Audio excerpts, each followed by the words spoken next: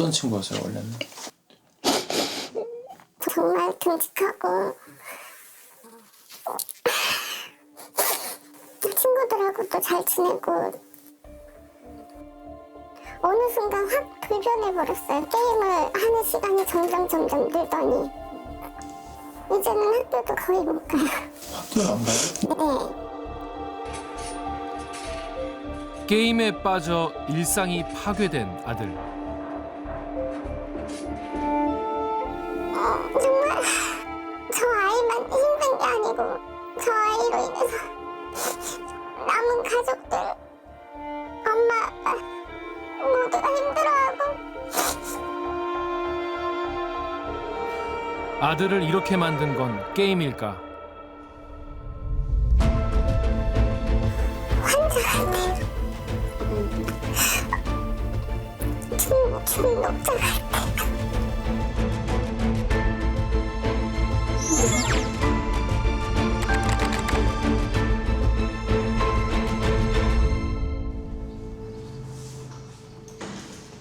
스킨 감사합니다.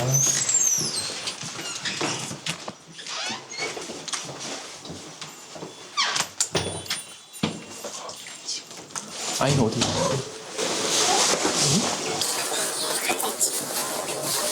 더 안 좋아. 평일 낮 중학생 아들 원석이가 집에 누워 있습니다. 원래 원석이는 성적도 상위권에 엄마를 좋아하는 아이였습니다. 다정했던 아들이었어요. 뭐든지 열심히 하고 노력하던 아들인데 모든 공부를 다 놨어요. 그냥 아무것도 안 해요. 원석이는 왜 집에만 있는 걸까? 안녕. 대화를 시도해봤습니다. 등교 안 할 거야?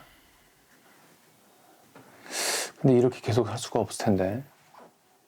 엄마랑 요즘에 대화도 안 한다면서.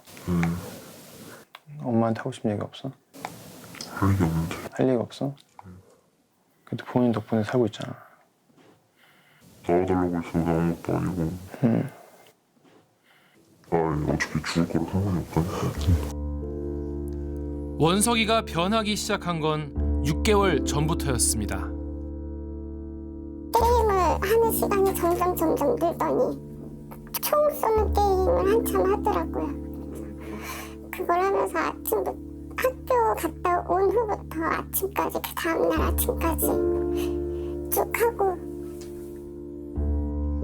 게임을 못하게 막자 아들의 말과 행동은 과격해졌습니다.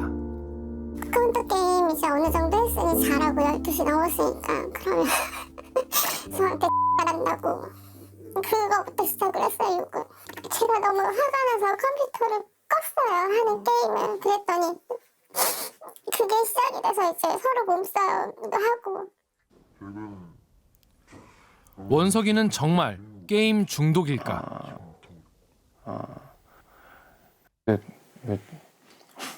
어머니 게임 너무 많이 한다고 걱정하시는데 왜 이렇게 많이 해?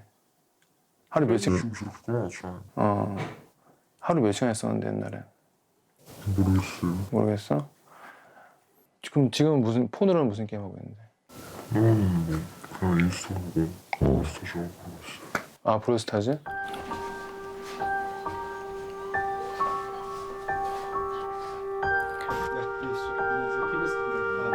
원석이가 지금 게임 중독인 상황인지 전문가에게 물어봤습니다. 중독이라는 거는 뭐 의학적 용어라기보다는 그냥 전체적으로 뭐에 너무 심하게 빠져 있는 거를 그냥 우리가 말하기도 하는 건데요. 일상생활의 어떤 정상적인 기능이나 이런 것들이 좀 손상이 올 정도로 심해서 뭔가 의학적 도움이 필요한 상태, 이거를 이제 우리가 게임 이용 장애 이렇게 이야기를 합니다. 그렇다면 게임 이용 장애를 판별하는 기준은 무엇일까? 항상 내가 마음먹은 시간보다 더 하게 된다든지, 뭐 다음날 시험 있거나 학교 일찍 가야 되는데 밤새 게임하다가 학교에 못 간다든지, 그리고 또 한 가지 두 번째는 이제 생활에 게임이 우선시되는 거예요. 식사, 수면, 모든 기본적으로 내가 늘 즐기고 해야 하는 이러한 일들에 비해서 게임이 그냥 제일 앞에 와버리는 거죠. 그리고 세 번째는 이제 게임을 너무 많이 해서 부정적인 결과가 계속 발생하고 있는데도 불구하고 게임 시간을 줄이거나 끊는데 계속 실패하는 거예요. 우리나라에서 초등학교 4학년부터 고등학생까지 청소년의 86.4%가 게임을 이용하는 것으로 조사됐습니다. 이 가운데 과도하게 게임을 해 일상생활에 문제를 겪는 문제적 이용 청소년은 3.1%였습니다. 30명 중 1명꼴, 한 반에 1명씩은 이런 문제를 겪고 있는 셈입니다. 우리나라가 외국에 비해서 게임 문제가 조금 더 많은 건 사실이거든요. 우리나라나 중국이나 일본이나. 이 놀이 문화가 별로 없어요. 아이들이 이렇게 바깥에서 야외에서 또 여러 가지 뭐 스포츠니 이런 활동들을 할 수 있는 그런 여건이나 상황이 좀 부족한 것. 이것도 역시 게임 문제가 다른 나라에 비해서 좀 더 큰 어떤 이유가 되는 건 사실이거든요. 게임에 열광하는 사람들은 점점 더 늘고 있습니다.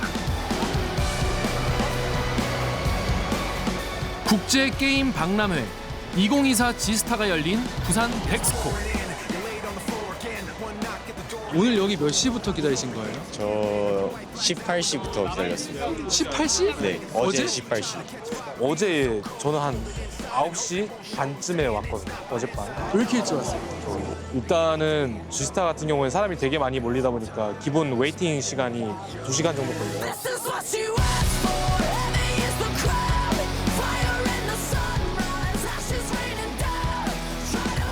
최신 게임 발표와 각종 게임 이벤트가 열리는 게이머들의 축제 지스타.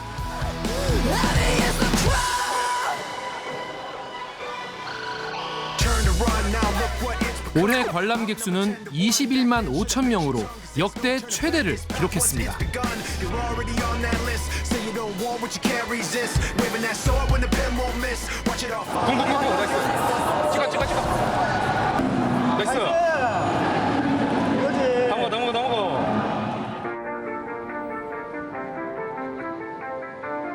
게임 시연장은 초대형 PC방에 온 듯한 착각이 들 정도입니다.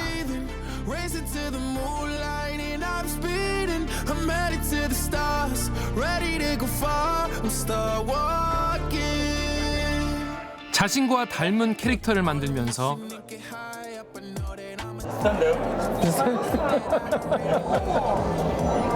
쉽지 않아.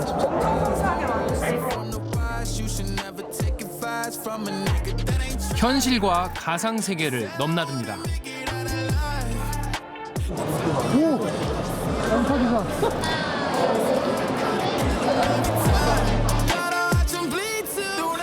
늘어나는 게이머의 수만큼 갈수록 커지는 게임 시장.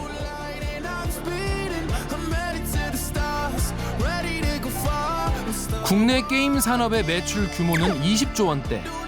전체 콘텐츠 사업 수출의 70%를 차지하고 있습니다.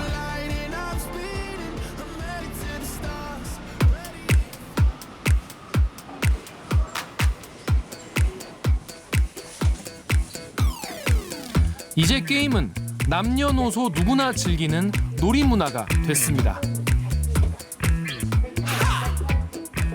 학업이나 직장이나 하고 싶은 것보다 내가 더 놀고 싶다는 마음이 강할 때 찾게 되는 것이 그 시대의 가장 저렴하고 대중적인 놀이이고 지금은 그것이 게임이기 때문에 게임을 찾는 것일 뿐인데 마치 게임 때문에 일상이 망가진 것처럼 그들은 얘기하는 거죠. 그러니까 이 선후 관계를 다시 한번 우리 따져봐야 되는 거죠. 전체 게임 이용 인구가 그렇다면 게임 이용 장애가 생기는 이유는 뭘까? 여튼 한 건씩 말. 전북 무주에 위치한 청소년 캠프.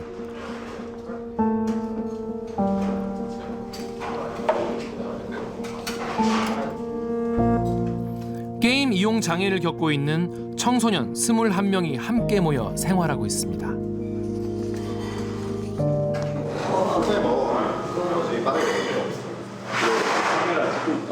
일어났다?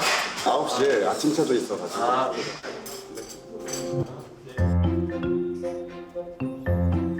강당으로 향하는 아이들. 오늘 시작하기 전에 또 선생님이랑 스트레칭 하면서 몸도 풀고 드림말 체조로 상쾌하게 기분 좋게 아침을 시작해 보도록 하겠습니다. 하나, 둘, 셋, 한 번 더. 신나는 음악에 맞춰 아침 체조를 하고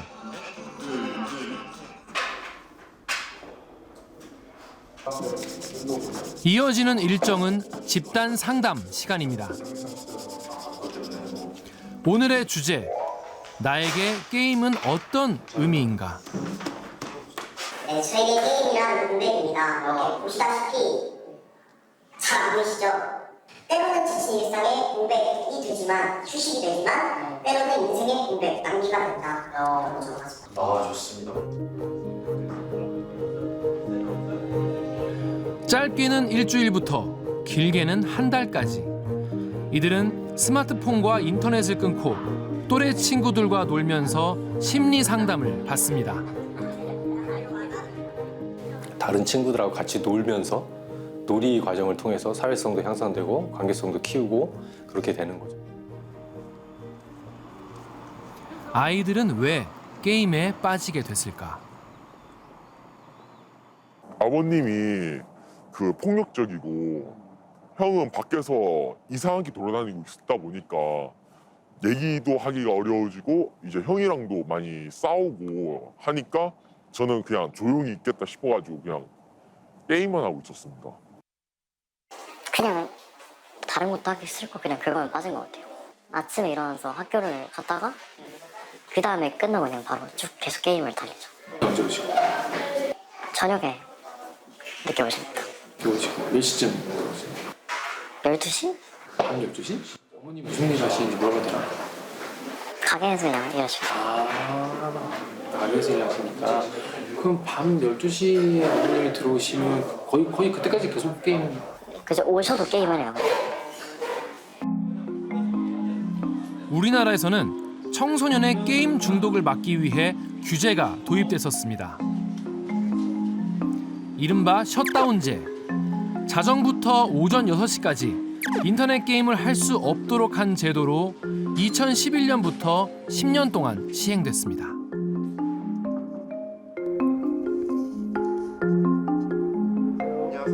하지만 청소년의 인권과 실효성 문제가 제기되면서 폐지됐습니다.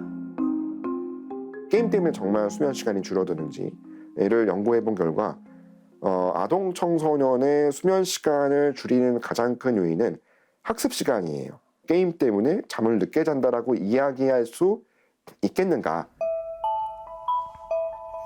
하지만 세계보건기구 WHO는 지난 2019년 게임 이용 장애를 공식적으로 질병이라 규정했습니다. ICD-11 국제 질병 및 사인 분류 체계의 11번째 버전에 게임 이용 장애가 편입된 겁니다.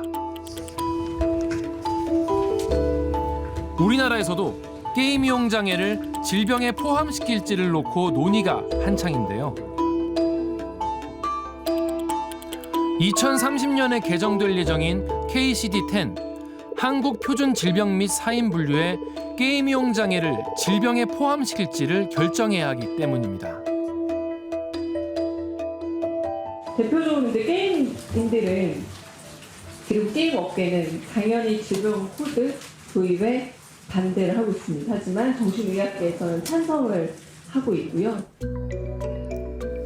가장 논쟁적인 지점은 게임 이용 장애가 과연 질병인가, 다른 질병의 증상인가 하는 점입니다. 먼저 게임 이용 장애는 다른 문제의 증상일 수 있다는 주장. 제일 문제가 되는 게 청소년기인데 우리가 청소년기에 자기의 어떤 짧은 시간에 가장 돈을 안 들이고 자신의 그러한 여러 가지 욕구를 발산할 수 있는 툴이 뭐가 있느냐, 방법이 뭐가 있느냐, 없다고요. 게임으로 전체적으로 다 몰아가고 있는데 거기서 고장난 사람이 나와. 그러면 이게 게임이 원인이냐 아니면 게임으로 밖에 몰아갈 수 없는 상황이 문제냐, 이거 우리 생각해 봐야죠. 하지만 의료계에서도 의견은 갈립니다. 게임이용 장애가 독립적인 질병일 수도 있고 다른 질병의 원인이 될 수도 있다는 주장도 있습니다. 모든 중독 장애는요, 여러 가지 요인들이 작용합니다. 게임을 과도하게 사용함으로 인해서 집중력이 떨어지고 집중력 장애에 문제가 생기고 집중력이 떨어지는 ADHD의 그런 문제가 게임 장애의 후발로 생길 수도 있는 거죠. 따라서 각각을 다른 질병으로 보고 치료해야 된다고 접근합니다. 한 가지만 치료하면 나머지 한 가지로 인해서 중독 문제가 계속 재발한다. 그리고 그 공존 장애가 있는 경우에 조금 더 심각한 기능 손상이 발생하는 경우가 많다. 이 청소년 캠프에서는 최근 새로운 프로그램을 시작했습니다. 바로 SNS 중독 치유 캠프입니다. 릴스 같은 경우 이런 것들도 이제 영상 콘텐츠하고 SNS하고 합쳐진 형태죠, 인스타그램이. 그래서 그런 것들이 점점 많이 나오면서 다양하게 콘텐츠들이 나오면서 청소년들이 과의존하고 과몰입하고 중독적인 성향을 보이고 하는 것들도 점점 다양해지고 있는 것 같습니다. 유독 게임 중독만 질병으로 볼 수 있냐는 주장이 제기되는 이유입니다. 그렇게 의학적으로 문제라면 게임뿐만 아니라 게임을 포함해서 그것에 해당하는 모든 것들을 다 행위 중독으로 만들어서 같이 연구하고 같이 질병화 시켜라는 거예요.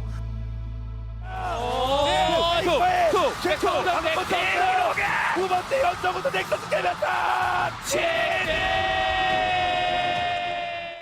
e스포츠의 전설 페이커가 이끄는 T1이 리그 오브 레전드 월드 챔피언십 롤드컵에서 통산 5번째 우승컵을 끌어올렸습니다. 성공한 프로게이머를 우상으로 삼는 수많은 청소년들. 하지만 실제로 프로게이머로 진출하는 사례는 극히 일부입니다.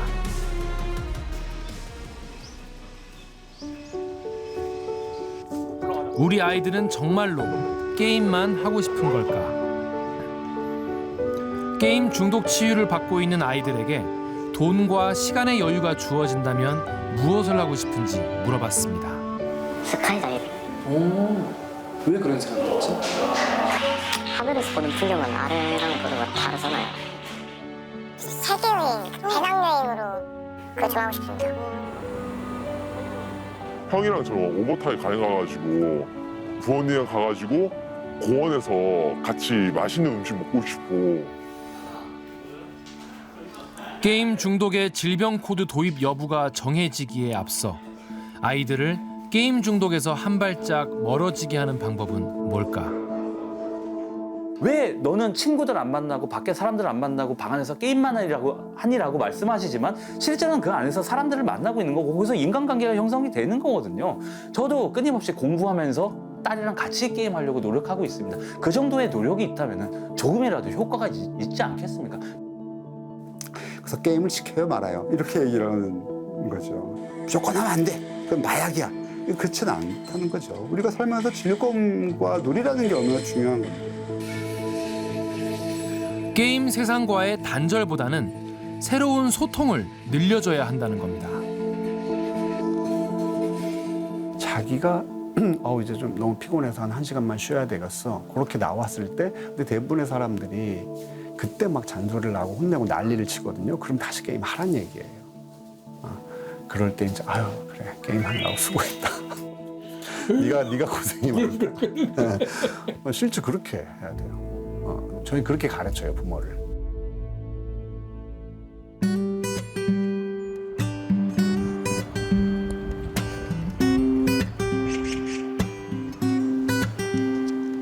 대학교 3학년 김지윤 씨. 수업을 듣고 바로 캠퍼스 밖으로 나옵니다. 지금 공강 하는 건가요? 네. 아, 지금 어디 가시는 거예요? 지금 수업 끝나서 이제 카페 가고 있어요. 카페요? 네. 카페 가서 이제 친구 만나기 전에 공부하려고 가고 있어요. 왜 학교 도서관이 아니라 카페에서 공부를 하는 걸까?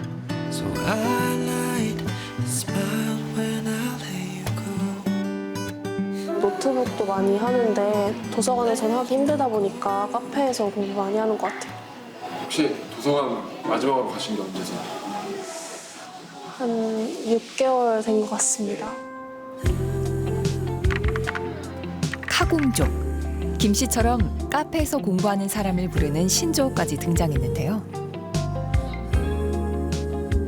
카공족이 늘면서 민폐 논란도 있지만 카페에서 공부하기 좋은 환경을 광고하기도 합니다.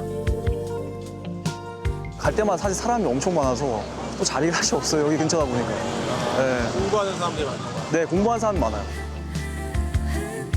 도서관에서 발걸음을 돌린 사람들.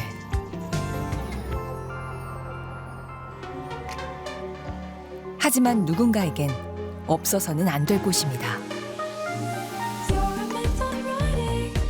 당신에게 도서관은 어떤 공간인가요?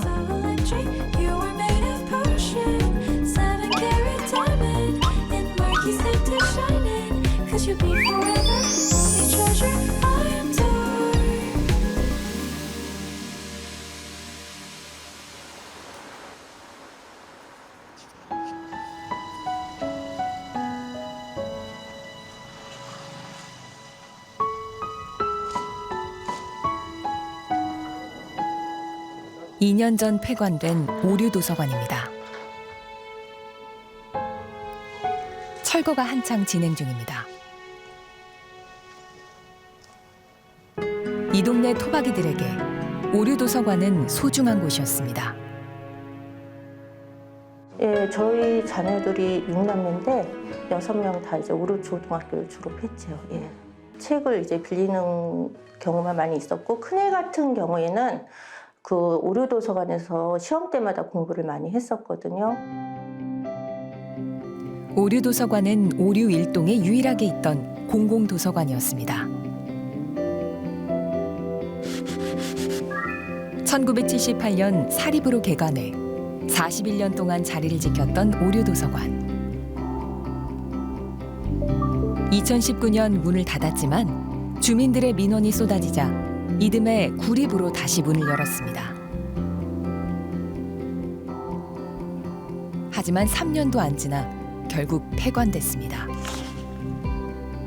이유는 뭘까? 많은 구예산을 투입해서 운영하고 있으나 이에 비해서 지역 주민들의 도서관 이용률은 좀 저조해서 공공도서관 대부분은 코로나19 때 위기를 맞았습니다.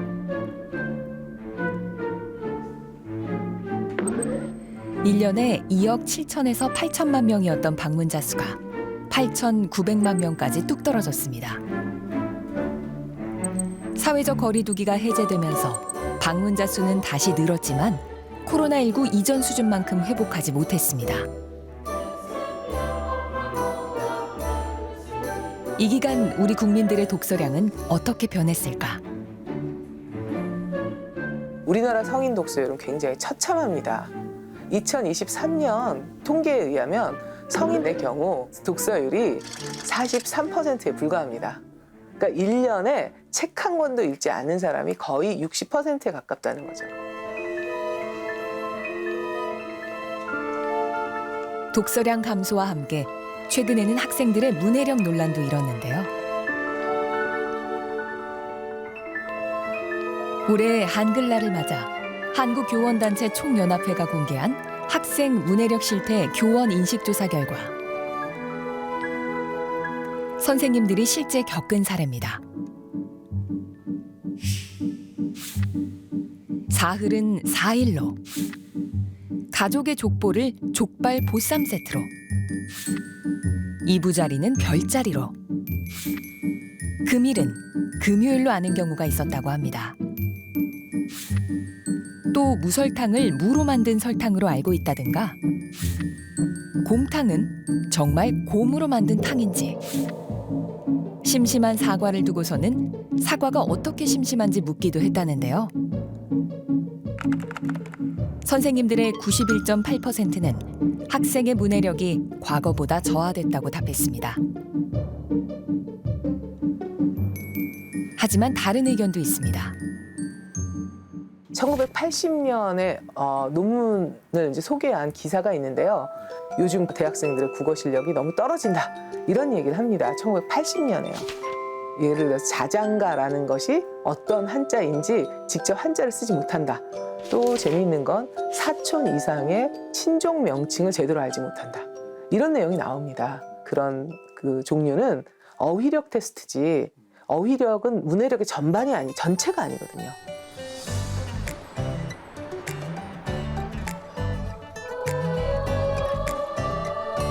(1996년) 1회를 시작으로 29년째 명맥을 이어오고 있는 KBS 외솔 글짓기 대회.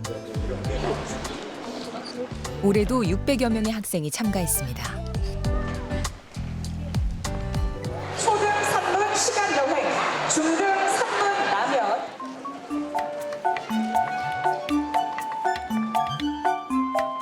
천장에서 문제가 나오자 학생들의 손놀림이 빨라집니다. 2시간 반 동안 한 편의 글을 완성해야 합니다. 울산여고 3학년 정예은 학생은 새벽을 주제로 글을 써 올해 산문에서 대상을 받았습니다. 나를 되돌아보고 반성하고 어떻게 살아야겠다라고 생각하는 시간이 저에게 새벽이었거든요. 그래서 내가 나중에 나이가 들어서 정말 30대, 40대 할머니가 되어서라도 이런 새벽을 보낼 수 있다면 나는 바랄 게 없다. 그러니까 이런 느낌의 글을 썼습니다. 아이들이 뭐 금일도 모르니 이런 말들이 많이 나오는 과정에서 제가 심사를 하러 가봤는데 내용이 너무 다양하고 아이들이 표현력을 참 잘했더라고요. 아주 세세한 장면들을 잘 구상해가지고. 정예은 학생이 이렇게 글을 잘 쓰는 비결은 뭘까? 항상 학교 마치면 읽었어요. 그냥 가서 도서관 가서. 진짜 일주일에 몇 번씩 그냥 학교 마치면 가고 일단 읽는 게 너무 좋고 저는 이야기 읽는 걸 너무 좋아해서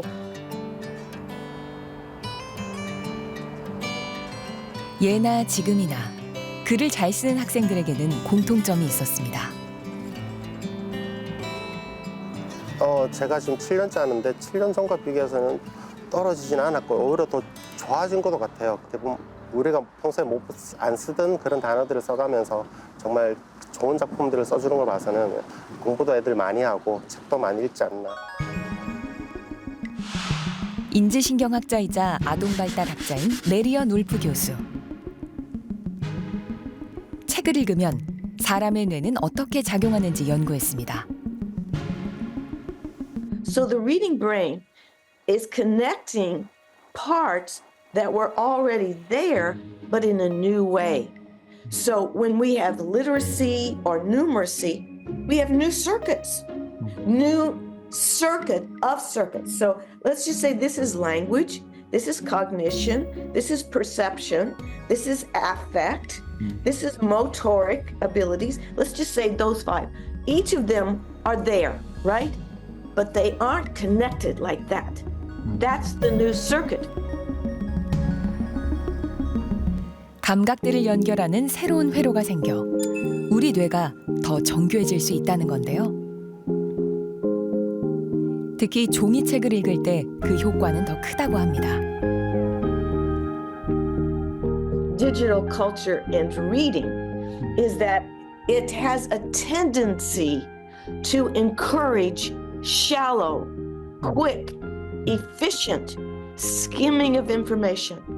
We are often just reading the top, we word spot down, and then we read the bottom. That's how we skim information. But with the print, we're more likely to really have slower processes and use more processes when we read.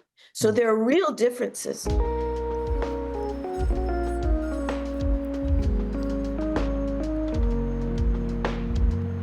문해력이 가장 높은 국가로 꼽히는 핀란드. 독서율 역시 세계에서 항상 상위권인데요. 비결이 뭘까?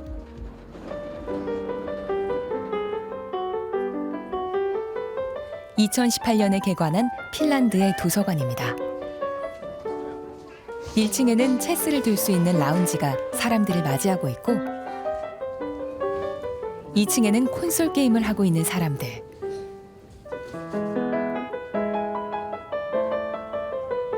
재봉틀과 3D 프린터도 눈에 띕니다. 사람들이 함께 음식을 만들어 먹을 수 있는 공유 주방과 테이블도 준비되어 있습니다. I think a place where you can really, come here with anyone or alone, and it's just a place for. I think that accepts everyone also. That everyone is welcome here. And there's a lot of possibilities, like you can do a bunch of different stuff like 3D printing and sewing and just studying and yeah. 다양한 콘텐츠를 통해 책으로 손이 뻗치게 하겠다는 전략이 숨어 있습니다. If you want to take a pause, maybe you're working on the second floor, you come here, have a small pause, maybe read a magazine, or maybe I would borrow this book that is presented here. So yeah, we try to inspire people to pick up a book and read.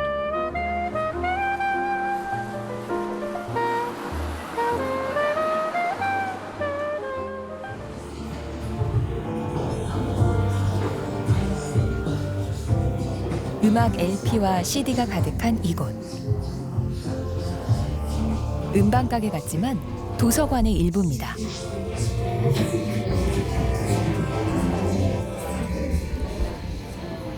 악기도 빌려주고 음악 연습도 할 수 있습니다. 도서 자료실에는 평일 낮인데도 사람이 빼곡합니다. 이 도서관, 최대 고민은 청소년을 어떻게 도서관으로 오게 하느냐라고 합니다. Surtout que c'est un public, souvent en bibliothèque, on a beaucoup d'enfants, on a beaucoup de familles, il y a beaucoup d'adultes, de parents, mais les adolescents, souvent c'est plus difficile. C'est l'âge où ils n'ont pas forcément l'idée de venir à la bibliothèque. Donc nous, c'est vraiment un axe très fort et on travaille beaucoup avec des partenaires locaux pour ça. L'éducation nationale, évidemment.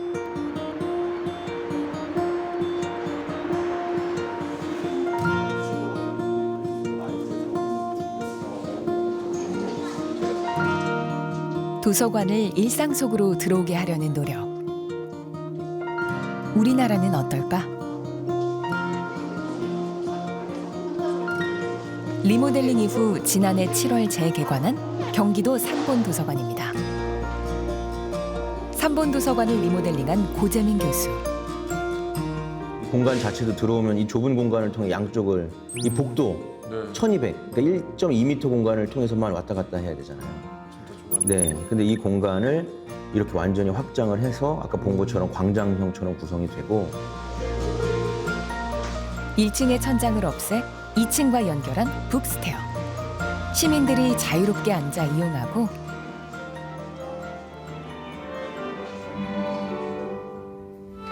공연도 자주 열립니다. 음악회를 보러 가는 건 쉽지 않잖아요. 그러니까 가까운데 이제 도서관에 왔다가 아니면 지나가다가 들려서 이제 뭐 예술도 접할 수 있게 시민분들이 좋아하세요. 의외로. 예. 출입구도 사람들이 많이 오가는 길에 하나 더 만들었고 열람실 366석도 120석으로 과감하게 줄였습니다. 시민들은 도서관의 변신을 어떻게 느낄까? 자유로워요. 예전에는 그냥 이제 딱 앉아서만 딱 읽었거든요. 근데 지금은 아이들이 엎어져서 읽고 앉아서 읽고 저기 누워서도 읽을 수 있거든요. 요즘에는 선생님보다 더 연세가 많으신 분들도 경로당보다는 도서관 오시고 그러시는 분 계세요? 아, 그렇죠. 많이 오죠. 그분들 오면은 이제 요새는 요새들 보면 기억력 뭐 인지능이 하잖아요. 그러면 보면 이걸 글을 못 쓰면은 적어가기도 하고 또 사진 찍어가서 집에서 이렇게 써놓고 자꾸 연습하고 참 좋아요. 여기. 네, 편해요. 저는 매일 이제 일요일 날은 어디 갈 때 이제 뭘만 못하고 매일 와요.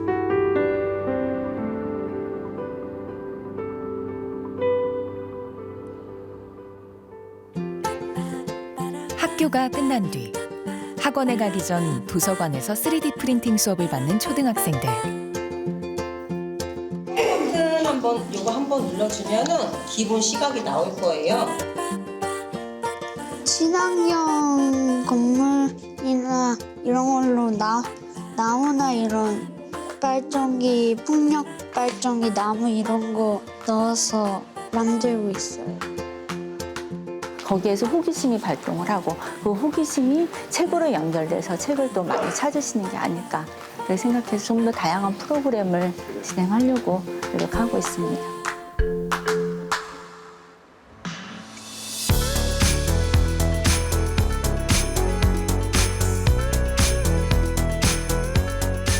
조용하기만 했던 강원도 인제의 읍내. 최근 들어 사람들의 발길이 부쩍 늘었습니다. 우리는 이제 작년에는 저녁 장사를 했는데 올해는 4시까지만 장사를 해요.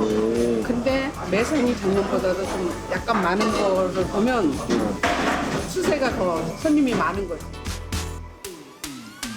지난해 7월 인제 기저귀 도서관이 개관한 뒤 생긴 변화입니다. 1년 동안 방문한 인원이 10만 명.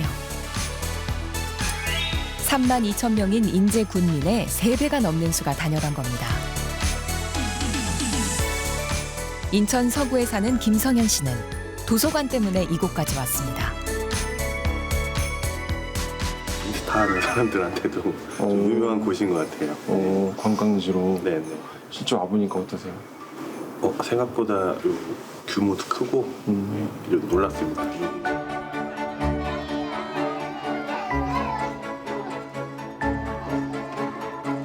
지역 소멸 위기 극복의 해결책이 되고 있는 도서관. 고래 어디 있어요, 고래?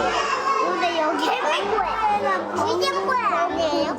범고래? 범고래들이 막 쥐신고래를 막 잡으려고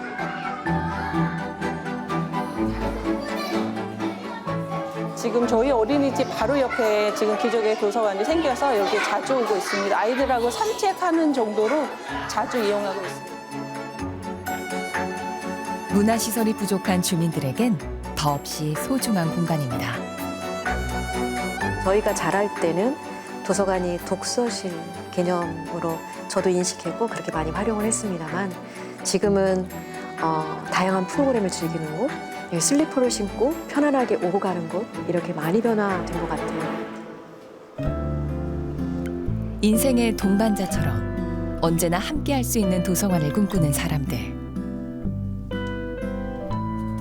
진정한 시민들의 삶이 소통하는 공간. 그래서 저는 라이브러리라고 안 하고 라이프러리라고. 라이프러리. 종이책과 점점 더 멀어지는 요즘. 도서관의 역할은 더 중요해지고 있습니다.